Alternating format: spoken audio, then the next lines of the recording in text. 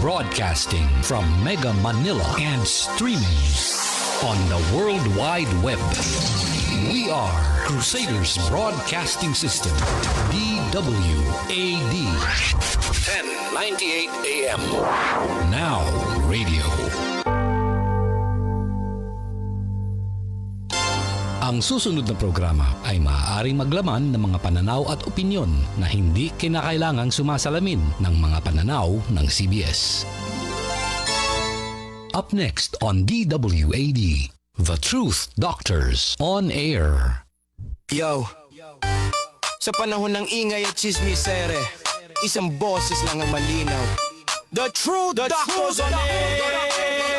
Balita'y sinasala, hindi basta inuulit. Sa dami ng kwento, facts lang ang pinipilit. Mabilis ang headline, pero kami maingad. Bawat detalye sinusuri, nililinaw agad. Hindi hype, hindi fake, walang paandar. Katotohanan ng gamot, diretsong standard. Kung gusto mo ng linaw sa gitna ng gulo, dito ka makinig, kami ang resibo. The Truth on Air, balitang totoo, malinaw at fair. Kung we uncover the truth behind the news. Walang bias, walang kulay, facts lang ang rules. Walang palabas, walang kinikilingan. Bukas ang usapan, may paninindigan. Sa isyu mainit, sa balitang bago. Inaalam ang totoo, hindi chismis, hindi haka-haka lang to. Hold the Truth on Air, balitang totoo, malinaw at fair. Kung we uncover the truth behind the news.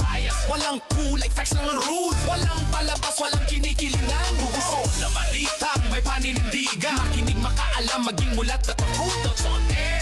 We uncover the truth behind the news.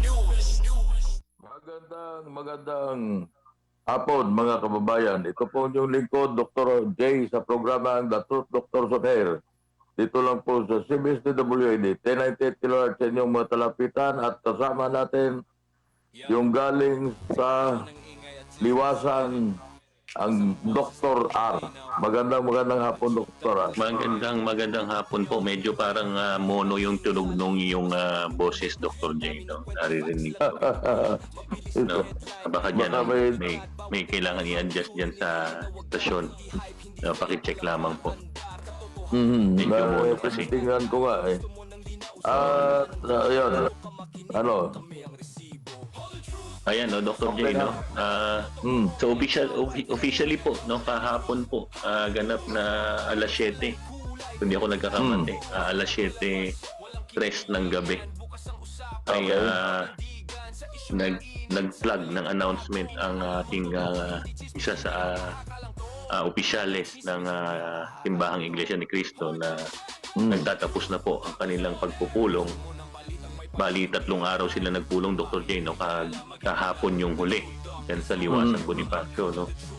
So, alam mo, maraming iba't ibang reaksyon ang nababasa natin tungkol dito sa pagtatapos ng kanilang pagpupulong, Dr. J. Marami ang nagpapasalamat, marami rin ang may mga komento. Pero ako personally, no, I'm sure you would share the same, Dr. J, no? Ako po'y nagpapasalamat sa simbahan ng Iglesia ni Cristo sa pagtataguyod ng ating karapatan, no, bilang mga Pilipino na mailantad ang katotohanan dito sa likod ng malawakang pagnanakaw sa kaban ng bayan, particular na dito sa flood control scam na ito. Oo, totoo, no, napakahalaga nitong ginawa ng Simbahang Iglesia ni Cristo, no, di ba? Dahil ang ginawa nila ay panawagan dito sa mga matataas na opisyal, no? Senado, diyan sa legislature, upper and lower houses, lalong-lalo na diyan sa executive. Dahil alam naman natin, Dr. J, na yung Department of Public Works and Highways na yan ay sa ilalim ng pamumuno ng Office of the President, no? Under ng Executive Department. Diyan nangyari yung malawakang pagnanakaw. Kaya kung sino man po ang hinayupak na nangunguna at mastermind yung pagnanakaw na yan, Dr. J, dapat yan totoong mailantad, di ba? Dapat yan mailantad at madala sa tamang forum, no? Mabigyan ng hustisya ang bawat mamamayang Pilipino. Kaya nga sana kung may mga may mga witnesses, maprotektahan, Dr. J, no? Maprotektahan. Yun ang importante dito. Tama ka. Alam mo, yung ganyan na may mga katiwalian, maaring sa ngayon ay pagtatakpan yan, matatakpan, dahil yun, mukhang yun na ginagawa ngayon ng mga andyan sa pamahalaan. Pero hindi naman magtatagal yan, lalabas at lalabas yan. Darating ang araw, mananagot kayo lahat. Mananagot kayo lahat pagdating ng panahon, Yun ang masasabi natin dyan, Dr. Ar, na hindi naman pwede yan na habang panahon na walang mananagot yan. Maaring sa ngayon, tumatawa kayo dahil lahat ng katulad ng ombudsman na yan, mabilis yung pag-file ng kaso laban kay Marcoleta, pero itong mga na-identified na sila dinalhan ng mali-malitang pera hanggang ngayon wala tayong alam kung yan papailan ba ng kaso yan o yan i-dismiss ka lang yan. Katulad yan ang nangyari na may balita na yung pinail na kaso sa kay Saldico ay mukhang na-archive na dahil wala naman daw si Saldico dito sa Pilipinas, Dr. R. Nako, kung gaya na lamang din, Dr. J, mukhang wala na talagang maaasahan ang sambayan ng Pilipino, no? Pero kung alam mo, sa totoo lang, Dr. J, kung ako ang Pangulo ng Pilipinas, sisiguraduhin ko, mamadaliin ko itong mga ahensyang ito. Ano ba pagkabagal-bagal yung kumilos? Isang taon na ako. Mag-isang taon na, nangako ako.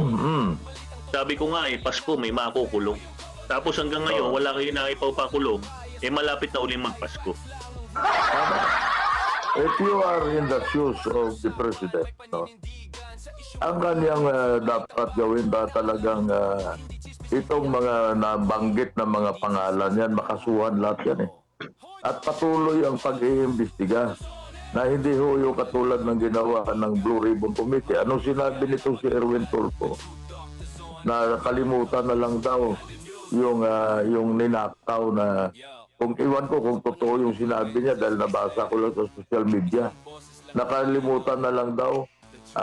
We have to move on kasi maraming problema ang bansa natin. Yun na nga ang isa nating problema, Dr. Ar. Yung with impunity at saka ang lakas na ng loob nitong mga nasa pamunuan, nasa pamahalaan natin na magnakaw. Yung sinabi mo kanina, lahat alam mo ng pagnanakaw na nangyayari sa mga departamento ng ating pamahalaan. At dito sa nangyaring nakawan dito sa flood control, ang magkasapakat dito yung DPWH na under sa Executive Department at ang mga kongresista na naglaan ng pondo. Maliwanag po yan, Dr. Har, na yan ang nangyayari sa atin ngayon. Alam mo, Dr. J, hindi ko sigurado kung sinabi nga yan ni Senator Erwin Tulfo. Pero sa totoo lang, hindi ko alam. Sa totoo lang, Dr. J, hindi natin sigurado. Pero ang totoo, ang sigurado sinabi niya is, we can bend the law. Yun na nga kasi nakita ko lang yan sa social media. We are not sure kung yan ay ginawan lang ng issue, Pero kung sinasabi mo na talagang nakita natin ng bend the law na sinasabi, most probably, we are not 100% sure kung sinabi niya, pero most probably, na maaari niyang sinabi yan. Kasi may record yung kanyang pagsabi ng bend the law So may posibilidad na maaaring may katotohanan yung mga nakapost na yan sa social media, Dr. Ar. Ayun na nga. Basta dapat alam mo, yung lalo na sa mga ganyang katayuan nila, sa kanilang mga structure na ganyan, na sila yung mga senador, dapat nag-iingat sila sa kanilang mga pinapanukala, katulad niyang pagbibendalo. Ngayon napapangalanan na itong si Senator Erwin Tulfo ng si Bendalo. no? Pag sinabing Erwin Tulfo, Bendalo, no? Tapos mangyayari, babawiin natin pagkatapos. Alam niyo ho, mga sir, sa ating mga buting senador, mga Pilipino ho, hindi ho lahat, grade 1 lang ang natapos. Marami ho ang mga profesional, kahit naman ho siguro sa elementarya, lalo na siguro pag nasa grade 6 ka na, naiintindihan nila kung ano yung sinasabi mo, Bendalo. Mahirap yung nagbibitaw kasi ng mga Bendalo, di ba, Dr. J? Alam mo ba, hindi maganda yung ikaw mismo na senador magsasabi ng Bendalo. Alam mo, Dr. R, considering na supposedly honorable kayo, inihalal kayo ng taong bayan, pagkatapos ito pala, pwede pala nating baliin ang batas, ano? So ano magiging epekto yan? Anong magiging sa ibang tao, sabi ni Senator Tulfo, ni Erwin, Bendalo, pwede pala nating baliin ang batas na hindi tayo na makukulong kasi we will just cite him. Sinabi ni may sinuntok ako. Bawal sa batas yan. Hindi ko kasi sinabi ni Senator Tulfo, pwede daw Bendalo. Baliin ang batas na pag may sinuntok akong tao, hindi ho ako makakasuhan. Katulad nga yan, yung may pinatay doon na ilan ba yung namatay sa Tacloban. Talagang wala tayong magagawa doon sa 14 anyos na bata, ano? Pero doon sa below 16 and over 15 na sinasabi ni Auntie Claire, ayun ay talagang kakasuhan yun, Dr. R. Pero talagang matalino yan si Auntie Claire kasi napakagaling niya. Sabi niya, ang 15 is below 16. So, correct. Totoo yan. Alam mo, yan yung tinatawag na Crastotean theory. Yan yung teorya ng ating magaling na spokesperson. Si Spokes Claire Castro. No? Siya 15 is lower than 16. So parang naalala ko yung pinag-aralan ko ng elementarya yung less or greater than. Yung pala, may iba pa palang principle tungkol sa less or greater than. Kaya ako, Dr. R, talagang ang panalangin ko kay Presidente Bongbong, huwag niyo tanggalin si Ate Claire kasi talagang napakahusay na entertainer, no? Na hindi lang na spokesperson kundi talagang mahusay na entertainer sa atin, ano? At kasama niyan siguro pwedeng isali yan pagsamahin sila ni Otit Soto. Sila sa isang pelikula siguro magsama sila. Darating ang panahon na sila maggagawa ng pelikula. Dr. Al. Alam mo, mabalikan ko lang, Dr. J, no? Parang sa araw na ito ay nasampahan na ng kasong plunder itong si Senator Rodante Marcoleta, no? Na isang miyembro ng Iglesia ni Cristo, di ba? Isa pa, kasama dito ang nakasuhan ay ang isang former congressman, no? Alam mo, kaibigan natin yung former congressman na yan, no? Si Congressman Mike Defensor, no? At dalawa pa yatang individual, no? Nakasuhan na sila at ang nabasa kong balita, kung ayon din sa aking sources, ay nairapol na ito, Dr. J, no? At ang alam mo, ang pinag-uusapan dito ay 75 million, di ba? Di ba? Although, alam mo, Dr. J, ay maaari kasi na kung ako yung tatanungin, no, ayon sa aking pagkabasa, hindi man ako abogado, malabo pa kay Auntie Claire na dapat na nasampahan ng plunder case itong si Senator Rodante Marcoleta. Malabo pa kaysa kay Auntie Claire.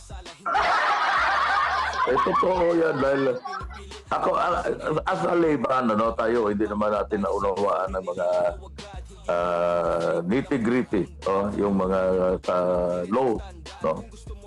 Pero tayo naman sa layman, yung ating pananaw na nanggaling ang pera na binigay sa kay Marcoleta, kay Senator Marcoleta, galing sa pribadong tao, no? At yan ay binigay bago at mag-campaign period.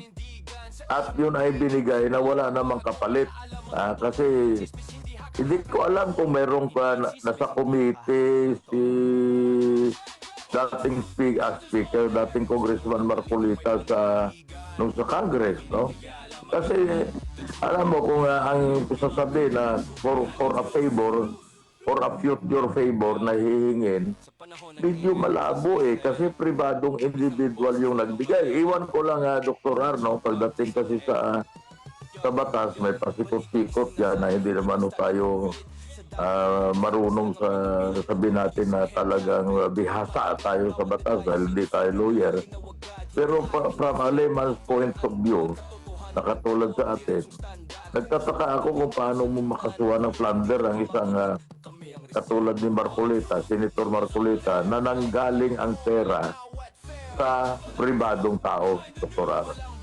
Tama yan, Dr. J. No, liliwanagin lang po namin aking sabi nitong aking bolang kristal. No? Yung plunder law, Dr. J. Ayan yata yung Republic Act 7080 o Republic Act 7080. No? Ang tinutukoy niyan talaga ay yung pagnanakaw ng public funds. Public funds. O, diba? Kailan ho naging same ang spelling ng private at public? Diba? Yung 75 million na yan, ay private donation, no? Private donation. At ang pagkakaalam ko, yan ang sentro ng depensa ng ating magiting na senador, no? Na si Dante Marcolita. Diba? Para kasi ang sinasabi niya dyan, diba? Kung yung mismong batas daw ginagamit para sa kaso, ay hindi talaga angkop, diba? Or hindi applicable. No, parang ano yan, Dr. J, example pa lang. Parang kinakasuhan kita ng pagpatay. Pero nagnakaw ka lang naman ng turon. Paano nagkakaroon ng probable cause? Probable cause. Paano nagkakaroon ng matimbang na ebidensya na ikaw ay pumatay ng tao kung ang ginawa mo lang ay nagnakaw ka ng turon? Tama ka. Kasi tayo layman tinitingnan lang natin sa aspeto. Kasi kung logic would dictate, no? Na lahat pala ng natumanggap ng campaign contribution, simula sa kay Pangulong Marcos hanggang sa mga senador na yan at kongresista, sila pala pwede kasuhan lahat ng plunder kung ganyan ang logic ng iyon ang sinasabi ng ombudsman. Lahat po yan ay katulad ko kay Presidente Marcos. Nang tumakbo siya, ilang daang milyon kaya ang campaign donation sa kanya. Ganon din si Sara Duterte, ilang daang milyon ang campaign donation. O sa mga senador, katulad ni Ping Lacson, ni Tito Soto, ni Pangilinan, ni Bam Aquino, lahat yan tumatakbong senador. Na kung nakakuha itong si Marcolita, si Senator Marcolita ng 75 million, mas lalo siguro yung iba na yan na talagang malalaki ang naibigay sa kanila, Dr. R. At kung ang sinasabi ng ombudsman na galing sa pribado pwedeng magiging plunder, lahat po yan kasuhan nyo, Mr. Ombudsman. Pagka natapos ang termino ni Presidente Marcos, kasuhan nyo rin kasi tiyak na marami din natanggap si Presidente Marcos na campaign donation. Kung ganyan po ang logic ninyo, na hindi po namin maunawaan na kami mga ordinaryong mamayang Pilipino, ang pag-aalam namin sa plunder pag nanggaling po sa kaban ng bayan, Dr. R. Hindi, alam mo, Dr. J, isa pang sa aking pag-aaral, hindi man tayo mga abogado. Pero alam mo, ang isang tinitingnan rin pa dito ay mayroon bang undue advantage o prejudicial ba ito sa ating mga mamamayang Pilipino? Itong nangyari na contribution dito kay Senator Rodante Marcolita, diba? Dapat patunayan itong si Ombudsman Remulla na nagamit talaga nitong si Senador Marcolita yung posisyon niya para sa undue advantage. Ibig sabihin, sa advantage ba ng taong nag-donate sa kanya o sa kanyang sarili man, di ba? At nagdulot ba ito ng prejudice sa ating mga mamamayang Pilipino? Di ba? Ako, alam mo, Dr. J, sa aking pagkaintindi, no, hindi tayo man nag-aral ng abogado, pero mahilig tayo magbasa. No? Tayo'y mahilig mag-cross-reference, tayo'y mahilig mag-research. No?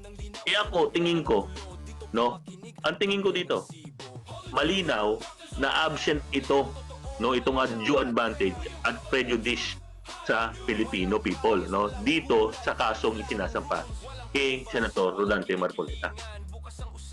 Totoo yan. Kasi tayo layman, ano, ang, yung pagkaintindi natin, ano, kasi alam mo, ang sa legal, marami silang mga pasikot-sikot yan eh.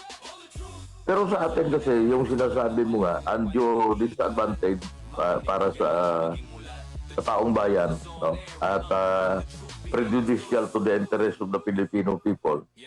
Wala akong nakikita doon eh, kasi ang pondo nanggaling sa pribado, sa private individual. O kung ilan sila, kung may mga individual yan, kung ilan sila. At hindi naman sila nagrereklamo, wala namang koersyon na ginawa si Marcoleta sa kanila, o na sinabi, oy, bigyan nyo ako, kung hindi kayo magbibigay, may mangyayari sa inyo. Yun ay coercion. Hindi naman bribery kung titingnan mo sa bribery, dahil wala namang pinag-uusapan na project. So yung mga elemento na yan ay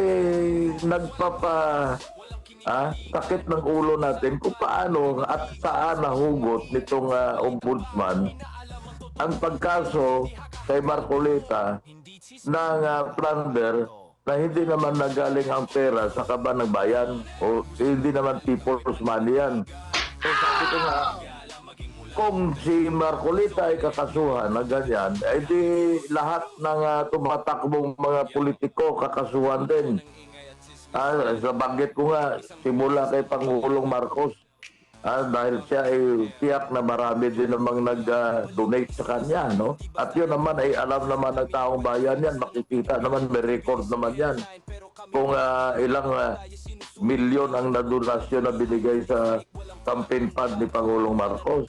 So kung ganyan ang logic ng ombudsman, kasuhan niyo rin si Pangulong Marcos, kasuhan niyo si Sara Duterte, nakatanggap din, kasuhan niyo si Tito Soto, si Ping Lacson, at lahat ng mga politiko na nakatanggap ng campaign donation, di lahat po kasuhan ninyo. Pero di ba, Dr. Ar, may mga senador daw na nakatanggap na ng malita. Mali-malita daw, sinabi nitong mga dating mga sundalo, di ba, sa kanilang mga salaysay, Dr. Ar. So, sinabi nga yan na marami. Kaya lang Dr. J, kakaiba naman itong mga itong mga ito dahil sila yung mga hinayupak na magnanakaw sa kaban ng bayan. Alam mo naman, siyempre, meron ba namang magnanakaw na tumanggap ng malita na aamin, di ba? Wala talaga. Isa pa, ang isa pang critical na dapat tingnan dito, akin sa aking pag-research, yung Peñera Doctrine, Dr. J. Alam mo ba yung Peñera Doctrine, Dr. J? Diba? Kanina nasabi mo na natanggap nitong si Senator Marcoleta sa campaign period yung pera. Diba? O yung donasyon. Mali. Bago ito magkaroon ng bago ito magsimula ang campaign period. Kung di ako nagkakamali, Enero or January natanggap ito. Pero ang campaign period ay Mayo.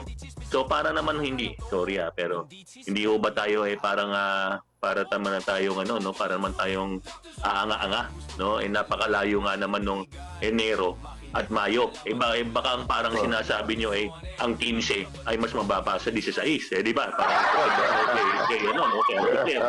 Pero alam mo, yung Peñera Doctrine pala na yan, Dr. J, ay yung Peñera Doctrine versus sa COMELEC, ito sinasabi, ito yung GR number 181613 na noong November 25, 2009, At nagsasaad daw ito na ang isang individual, kung sino man yan, o kung ito sa katuyuan ni Senator Rodante Marcoleta, hindi pa daw yan itinuturing na kandidato, di ba? lalong-lalo na dyan sa mga ganyang election offenses, di ba? Hanggang hindi pa daw nagsisimula ang opisyal na campaign period. Tama nga naman. I'm sure siguro ito is isang component sa depensa ng ating magiting na senador, si Rodante Marcoleta. Diba? Kasi hindi pa nga naman nagsisimula yung campaign period eh. Di ba? Natanggap niya ito, Enero. Mayo pa yung campaign period, di ba? O kung di ako nagkakamali, kung ganun na tama nga yung mga dates na aking natatandaan, di ba? Di ba ito yan, lumalabas merely, di ba? Lawful ito na pre-campaign political donation. Beyond beyond the reach of the election law. Di ba? So paano mo ngayon ang naging basihan sa pagkakaso ng plunder dito kay Senator Rodante Marcoleta, di ba? Baka naman kasi Dr. J, naisip ko lang, hindi naman kaya ginamit nila yung Crastotian theory na ang 15 ay mas mababa sa 16. Ayun ay, alam mo yung sinasabi mo nga na yung actually ang campaign period is 90 days yan eh. So kung January niya natanggap yan, I think nag-umpisa ang campaign period ng kung hindi ako mali, baka Marso o February. So wala pa wala pa. At saka yun ang pinagtataka natin na plunder katulad yan, kung may nagbigay sa iyo kunwari ng 50 million, Dr. R, pesos. Tapos merong tao na papailan ka ng kasong plunder, galing sa pribado yung pera. At nabanggit ko nga kanina na wala namang coercion na ginawa itong si Senator Marcoleta o si dating Congressman Marcoleta. There was no coercion. So paano ngayon siya nakasuhan ng plunder? Yun ang pinagtataka natin, Dr. R. Pero ito, alam mo ito, Dr. R, it boils down to one, kahit ano pang sasabihin ngayon itong mga ng ombudsman, alam mo, they are being weaponized. Para to persecute, Dr. R, ng lahat ng kanilang mga political enemies. At ito'y alam mo ito, kahit hindi naman tayo bubo na mga Pilipino, alam natin na ito mayroong kaugnayan sa 2028 elections, Dr. R. Totoo. Alam mo, Dr. J, malinaw rin naman na sinasabi ng simbahang Ingles na si Cristo na ito ay isang panggigipit, quote and quote, no? Panggigipit, di ba? Dahil alam mo bakit, di ba? Dahil itong si Senator Rodante Marcoleta ay nangunguna. Sa totoo lang, ito ang senador na hangang-hanga ako, Dr. J. Alam mo, kung tatanungin mo ako ngayon, kung sino amongst doon sa mga politicians natin, senador man yan, sa office man yan ng presidente, sa office ng vice president, sa kongreso, no? Ako, alam mo dito, sa Senado, ayan si Senator Rodante Marcoleta, yan lang po, nakikita nyo, nagmamalasakit po yan sa inyo. Bakit ho? Gusto ho niyang malaman kung sino ang nagnakaw ng pera ninyo. Hindi nyo mo ba naiisip yun? Sa araw-araw na ginagawa ng Diyos hanggang ngayon na walang nailalantad kung sino talaga yung mga inayupak na mastermind na yan, na inayupak na yan, na nagnanakaw sa lahat po ng ibinuwis nyo, no? Lahat po ng ibinuwis nyo, no? Lahat po yan. Kahit po ba yung binili nyong TV, binili nyong electric fan na kaliit-liit, dahil alam mo naman, marami tayong kapwa Pilipino, no, nandyan sa lalayan, hirap na hirap sa buhay. Baka ang akala nila, hindi sila ninanakawan. Iba ninakawan ho kayo. Sa totoo lang ho, dahil mas marami ho halos siguro ang bilang ng ating mga kababayan na hirap sa buhay, mas marami ho ninakawan sa inyo. Diba? Pero itong si Senator Rodante Marcoleta, no, ang gusto lang ho naman niya ay malaman ho kung sino ho ang nagnakaw sa inyo. Diba? Pero ano mo, kitang-kita yan na ang ginagawa lang ay maaaring panggigipit. no? Ito kay Senator Rodante Marcoleta. Bakit? Kasi mga sir, o mga ma'am, di ba? Isipin niyo, kung nagpatuloy ho ang dating pag-iimbestiga ng Blue Ribbon Committee sa ilalim ni Senator Rodante Marcoleta, baka huminakulong na. Di ba ho? Hindi ho tulad ng mag-iisang taon na ho, wala pa hong nakukulong. Di ba ho? Ano ho ba ang nangyari sa ating Department of Justice? Magigiting ho yung ating mga piskal dyan. Magaling naman ho talaga siguro itong si Ombudsman Boying Remulla. Pero hanggang ngayon ho, walang nakukulong ng mga big fish, di ba? Mga big fish, isang sabi nga doon sa rally, doon sa INC, no? Sabi ng ating kaibigan na si Cathy Binag, mga kalyo, di ba? Kalyo na ito. Alam mo yung mga kalyo na yan, hindi wala pa hong nakukulong.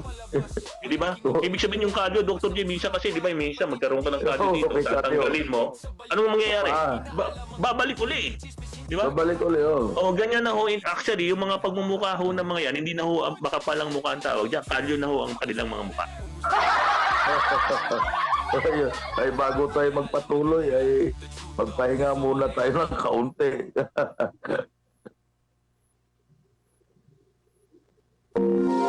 Broadcasting from Mega Manila and streaming on the World Wide Web. We are Crusaders Broadcasting System, DWAD. 1098 AM. Now radio. Ang oras po ay alas 2:31 ng hapon at nakikinig kayo sa programang The Truth Dr. Sonair dito lang po sa CBS DWAD. 1098 kHz sa inyong mga talapitan. At kasama natin si Dr. R. Yung kalyo na sinasabi mo, Dr. R. Oo, Dr. J, alam mo, bihira-bihira ako ngayon, ini-imagine ko, paano kaya yung mga mukha nito, mga inayupak na to, yung kanilang balat sa mukha, mga kalus na, o sa Tagalog, kalyo na. No, ganong kakapal ang kanilang mga mukha. Ganon na ho kagrabe dahil kalyo na ho ang kanilang mga mukha, itong mga magnanakaw sa pera ninyo, mga taong bayan, no? Di ba? Makakala ho ni kasi nung Dr. J, makakala nung ating mga tagapakinig yung mga issue ng pagnanakaw niya, hindi nila pera yan. Pera ho ninyo yan. Imagine mo, Dr. J, pag may nakakakwentuhan ako, hindi na ginag-uusapan namin. Nung minsan, merong lumapit na magpapatulong, kung saan daw makakahingi ng tulong dahil yung kanyang asawa ay ma-angioplasty. Alam mo, napapag-usapan tuloy namin magkakaibigan, Dr. J, na sa dami-dami ng ninakaw nitong mga nayupak na magnanakaw sa gobyerno, di ba? Di dapat pala, siguro, madaling magpa-opera, madaling magpa-angioplasty. Isipin mo sa billion, sabi mo na lang 805 billion na lang, o sabi mo na lang na 500 billion na lang. Di ba, Dr. J? Sa 500 billion na lang, siguro dapat, siguro parang libre na ang healthcare natin, di ba? Sa isang taon, 500 billion, siguro sobra-sobra na yan, di ba? Dahil sa hayupan itong mga magnanakaw na ito, lalong ngayong lalong nahirapan tayo sa pag-secure ng health services. Ito, imaginein mo naman, di ba? Imaginein mo naman, siyempre yung iba, mga umaasa lang sa GL, yung mga guarantee letter. Nabalitaan ko pa, nung nakaraang buwan yata, tinanggalan na ng kapasidad itong opisina ni Senator Alan Peter Cayetano, no? Yung ating dating Senate President na kung tawagin nila Senate President of the People. Itinanggalan ng kapasidad ang DOH, di umano, Dr. para mag-issue ng guarantee letter. Ano pa kung aasahan natin? Di sana ho, hindi niyo naman masyadong kinalyuhan ang inyong pagmumukha. At hindi niyo nanakaw masyado ang pera ng taong bayan. Diba? Para ho naman may natira-tira sa amin para ho sa pag-secure ng health services. Sobrang kalyo ng inyong mga mukha. Lahat to, inubos-ubos nyo. Ubos-ubos, di ba? Parang sa inyo yun, Dr. J, di ba? Parang sa Ilonggo, pag nagpabili ka ng bili ka ng ganito. Sasabihin mo ng bata sa'yo, ubos ba? Ubos ba? Ubusan ba? Ibig sabihin lahat, wala na sukli. Di ba, marami tayong alam ng ganyan. Minsan yung mga bata, hindi na nagsusuli ng sukli. Itong mga inayupak na to, wala nang sukli. Hindi na nila alam kung ano yung sukli kasi binulsan na nila diretso. yung sinasabi mo actually, kung nilagay sa healthcare, no? At di ba, inalisan pa nga nila ng pundo yung PhilHealth. Eh. Wala sila kasing interest sa kapakanan ng mga mahihirap na Pilipino. So kung nilagay yan sa healthcare, sana itong ating mga kababayan na katulad yan, sinabi mo kanina, angioplasty, mga madali lang na procedure yan, pero medyo mahal kasi mga dalubhasan doktor ang gumagawa niyan. Sana mas marami na mga kababayan natin ang maka-avail ng healthcare na libre. At hindi lang yan, Dr. R. Sa laki ng nawalang ilang PGH hospital ang maipapatayo mo doon sa pera na ninakaw diyan sa flood control na yan. Ngayon, ang isa pang katanungan, marami tayong mga probinsya na talagang liblib na puok na walang kalsada papunta sa kanilang mga sityo at mga barangay. Ilang daan o libong kilometro na kalsada ang nagawa. Kung yan ay talagang naiayos ang pagmamanage ng pera ng taong bayan. So, alam mo, yung sinasabi natin, kaya tayo nagagalit tayo dahil nakikita natin, Dr. R, yung paghihirap at ang kahirapan na nararamdaman ng marami nating kababayan, Dr. R.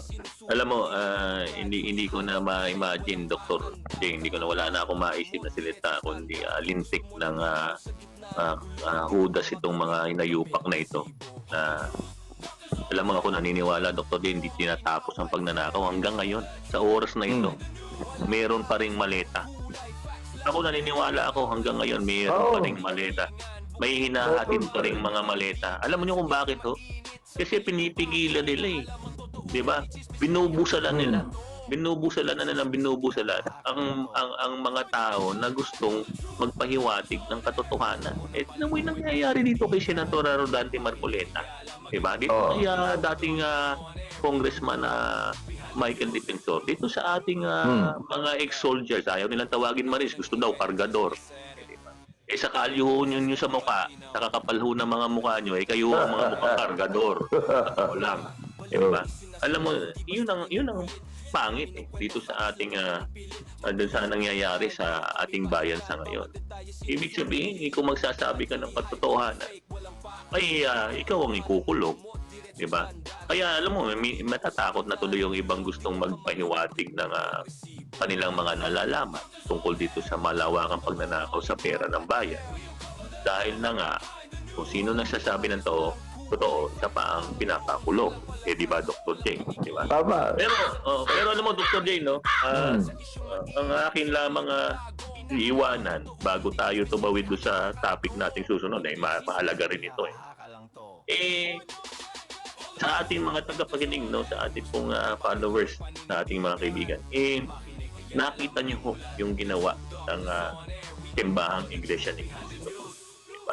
3 araw ho sila dumating, nagpulong, nagprograma, ipinahiwatig po ang kanilang saloobin.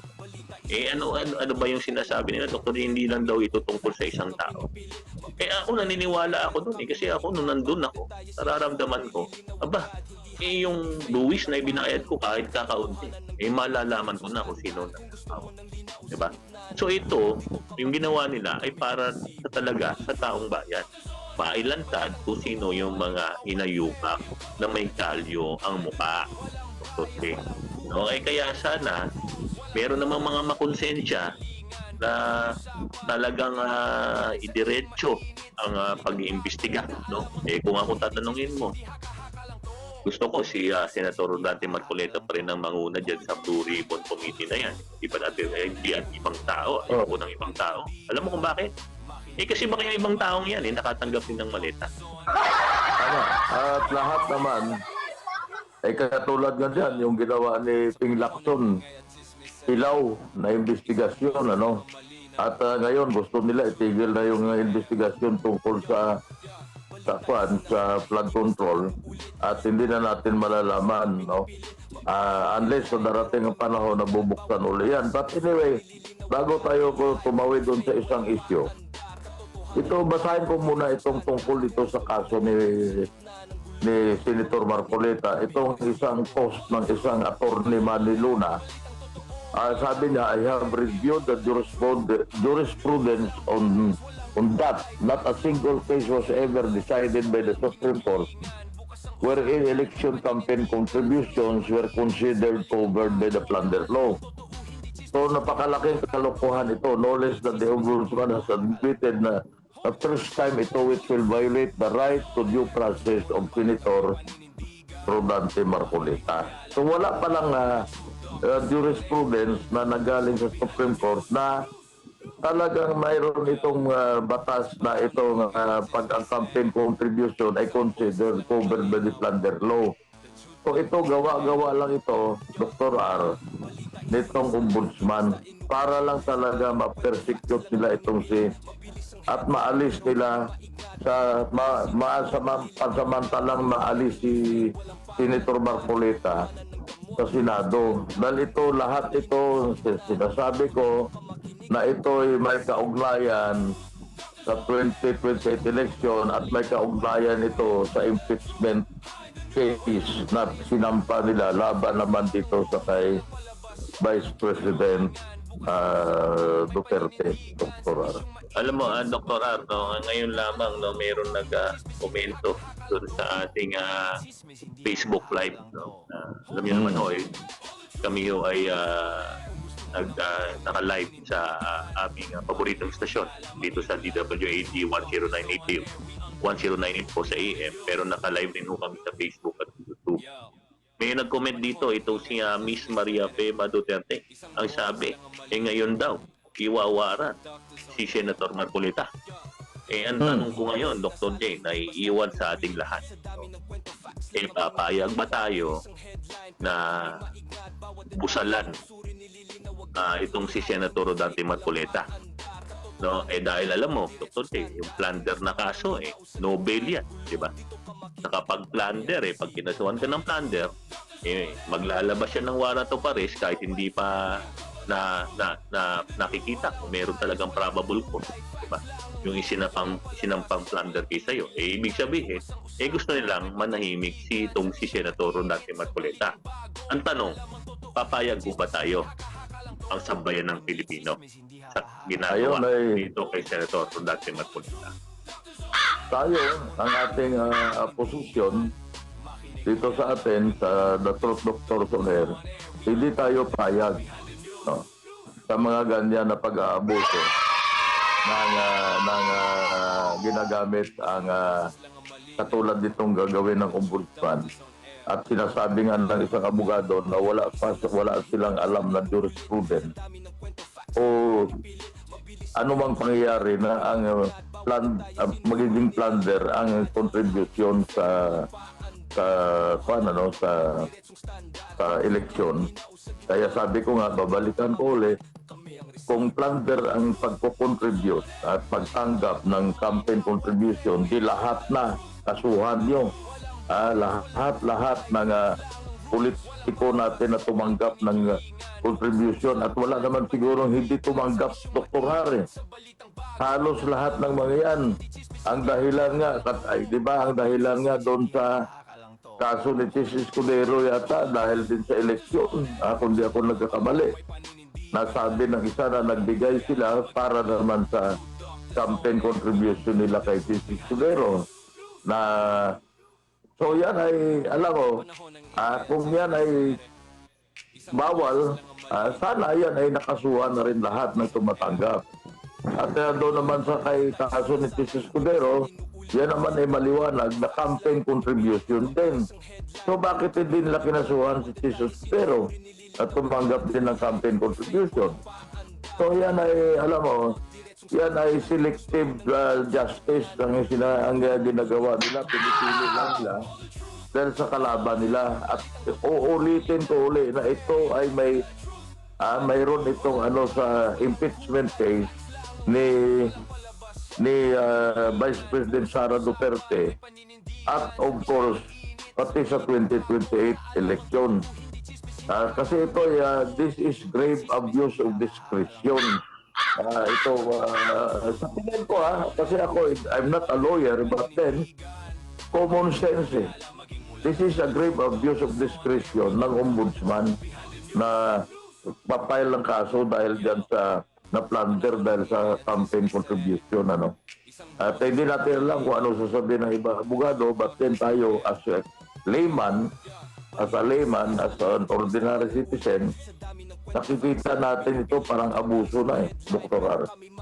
Oo, Dr. J, no? Atin itutuloy itong diskusyon na to, no? Medyo mababa yung diskusyon natin kay Senator Rodante Marcoleta, pero meron pa po na isang mahalaga kaming tatalakayin ngayon. Ito naman po ay tungkol sa birds o birdies, Dr. J. Alam mo ito nga. Kaninong bird? Yung bird ewan ko kung anong panukala na to di ba? Ang sinasabi anong kasi bird yan? Yung 2 inches lang na bird? Hindi, Dr. J. Ito daw ay yung mga, alam mo yung mga lumilipad na eroplano. Di ba daw? Okay. Marami daw tumatama na mga birds dito sa mga lumilipad na bird eroplano. strike na sinasabi. Oo, ngayon, ayon doon sa GMA News, no? Na nilabas nila 22, most probably 30 hours ago. Ito daw si Senatora Rapi Tulfo ay nananawagan para i-relocate itong bird sanctuary yan sa Las Piñas, Parañaque area na yan. Ang sinasabi niya, ang dahilan ay yung risk ng sangkatutak na bird strike daw sa mga nearby airport. Di ba? Hindi ko maintindihan ba't itong mga birds pinag-iinitan nitong si Senator Rapi Tulfo, Dr. J, di ba? Alam mo, kasi nung aking nire-research, Dr. J, ito palang bird sanctuary dyan sa Las Piñas ay isang natural na ecosystem. Hindi ito man-made. Diba, Dr. J? Hindi ito man-made. Ito ay natural ecosystem. Diba? Alam mo, usually, pag natural ecosystem, Dr. J, maraming batas na bubuwagin ka kung gagalawin mo itong mga natural ecosystem. No? Alam mo, maraming protection yung mga particular na ganyan na mga bird sanctuaries, Dr. J, di ba? So ngayon, di ba? Ang problema paano mo ba gagalawin itong mga sanctuary na ito? Lalo na kung ito ay natural na lamang na naganap o ito ay nag-evolve. Diba? Alam mo, hindi ko maintindihan itong si Senator Rapi Tulfo sa totoo lang. Ano ba talaga ang balak? Baka may balak kasi, diba? Baka may balak yan sa gusto mong tanggalin, pero may balak. May balak ko ba? Diba? Bibigyan ko kayo ng background tungkol dyan sa Las Piñas, Parañaque, bird sanctuary. Noong araw, nang wala pa yung highway dyan, yung ano ba tawag dyan, Cavitex ba tawag dyan, no? Lahat na yan, katabing dagat na yan, mangrove, pulos yan, kakahuyan. Dahil alam ko yan, dahil yung nung araw, nung early 80s, tayo po ay nag-scrap ng mga birds, no? At isa sa hanap buhay natin yung mga bars na luma, dyan namin ini-scrap. May ilog dyan, papasok sa ilog. Pero yan ay mangrove lahat yan. Anong ibig sabihin ng mangrove? Yun ay bakawan. Lahat yan, may bakawan yan. All the way to Cavite City, yung tabing dagat na yan. So, natural, yung sinabi mo kanina, by nature, yan ay yung migratory birds na sinasabi nila, yan ay dyan talaga namumugad. Pag sila ang mga ibon na ito, kasi hindi naman ito indigenous sa Pilipinas. dumadaan lang yan yung mga ibon dyan ang hinginain, tapos tutuloy naman sila kung saan sila pupunta. From the north, pag winter sa norte, pupunta sa south, daan sila dyan.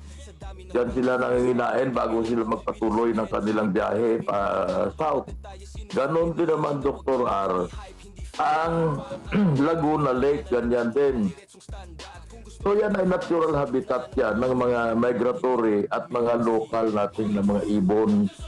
So paano mo ililipat? Yun ang hindi ko maubos isip eh. Paano mo ililipat yan? Unless na tama yung sinabi mo kanina, baka may balak sila dyan. Kasi na mahal ang lupa.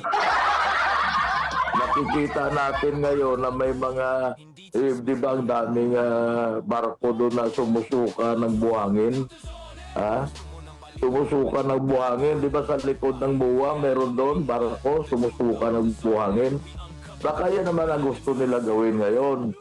Na yung lugar na yan, lalagyan ng barkong sumusuka ng buhangin, Dr. R. Ako, alam mo, Dr. J, no, napakahirap na hindi alam nitong si Senator Rapi Tulfo kung ano naiisip ngayon ng taong bayan at mga environmentalist. Alam mo, Dr. J, ito panukala lang ito eh. Marami na agad bumangga na mga environmentalist. Naturalmente, isipin mo naman. Di ba? Bakit ano ba? Parang alam mo, sa totoo lang, aking opinion, nabababawan ako doon sa bird attacks eh. Di ba, Dr. J? Di ba? Kahit naman sa ibabaw ng ulap, meron eh. May bumabangga na mga ibon sa aeroplano. Hindi ko maintindihan. Unless, teka lang, Dr. J, no? Unless na may mangyayari nga, no? Na may mangyayari nga, na proyekto dito sa lugar kung saan nila balak tanggalin yung sanctuary na yan. Alam mo, hindi pwede akong magkamali, sa totoo lang, no? Ayan ang aking opinion. Ano hubang project ang gusto niya itayo dyan? Meron sa akin nag-text, no? Si SP daw. Sisiyaw ang 500 hectares dyan. Kung yan ay lalagyan nila ng barko na sumusuka ng buhangin. Sisiyaw ang 500 hectares, Dr. R. Pero alam mo, yung lugar na yan ay, kung gagawin nila yan, na lalabag sila sa batas kasi yan ay protektado ng Republic Act 9147. Yung Wildlife Resource Conservation and Protection Act. So yan ay maaaring magugulat tayo, baka biglang i-amend itong batas na ito, Dr. R. Na kailangan bantayan ito ng mga environmentalist, baka mamaya biglang itong na-amend at napabor na doon sa mga gustong magkaroon ng sumusuka na barko ng buhangin dyan sa lugar na yan, Dr. R. Alam mo, Dr. J, na nabanggit mo na yung Republic Act 9147. Ito yung Wildlife Resources Conservation Protection Act. Hindi ako nagkakamali, no? At ito naitalaga noong 2001, no? Kung hindi po ako nagkakamali. Alam mo, hindi lamang yan ang kanilang lalabagin kung kanilang gagalawin yan, no? Alam mo naman, kaya lang, unless otherwise, kakampi nila si Bendalo. Pero alam mo, Dr. J, isa pa sa maraming batas na kanilang sasagasaan, yung Republic Act 11038, no? Ang sabi dito, ito yung Expanded National Integrated Protected Area System Act of 2018, di ba? So ibig sabihin, ito daw yung pinaka-critical na batas, di ba, Dr. J, no?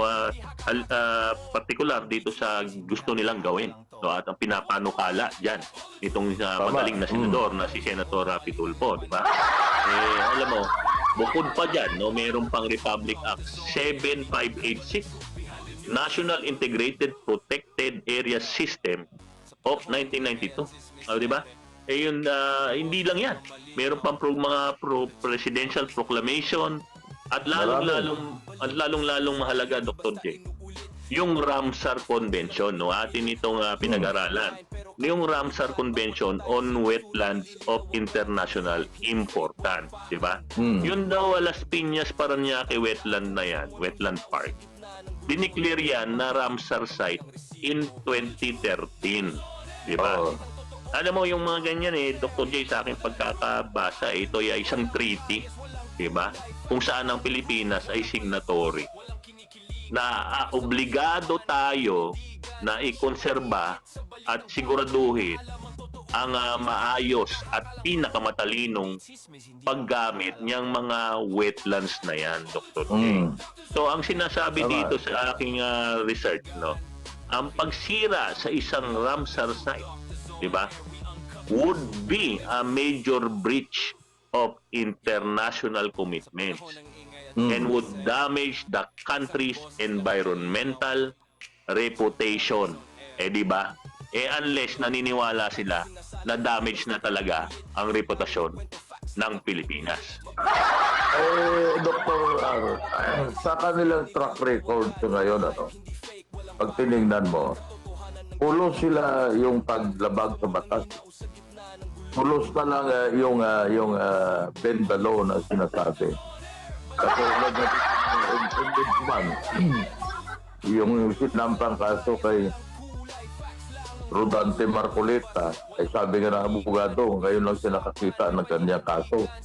Wala pa sa record ng Supreme Court na may maganyang kaso, no?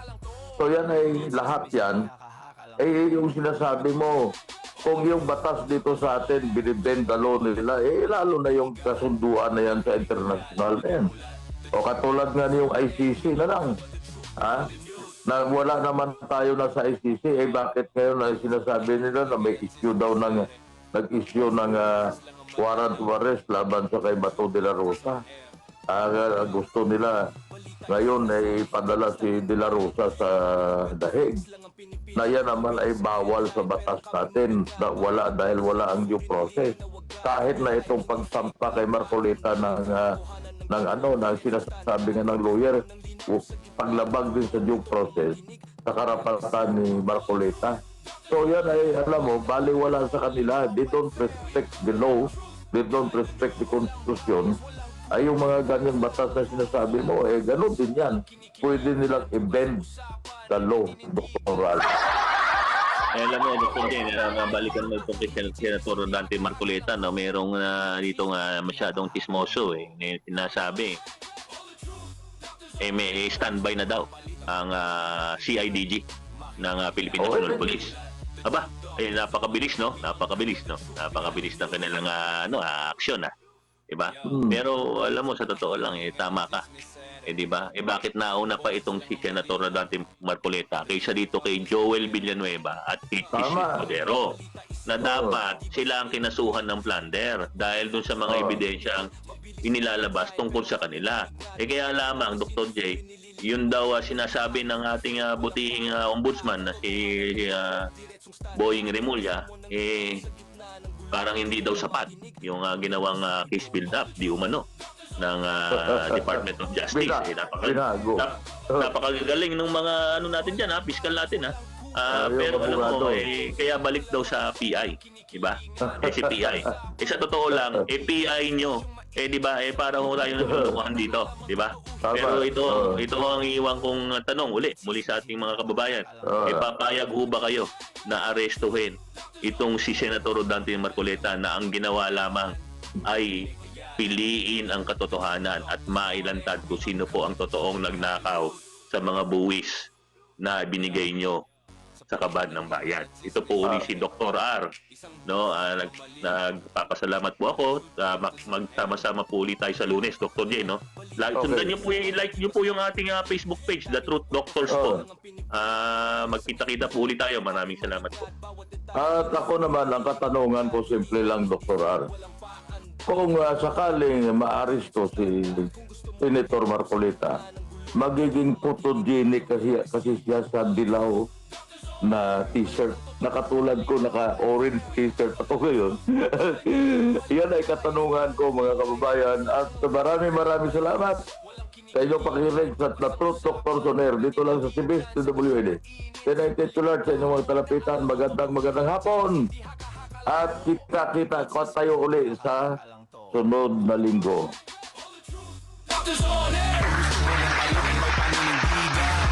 Makinig kaya lang maging mulat. The Truth Doctors on air.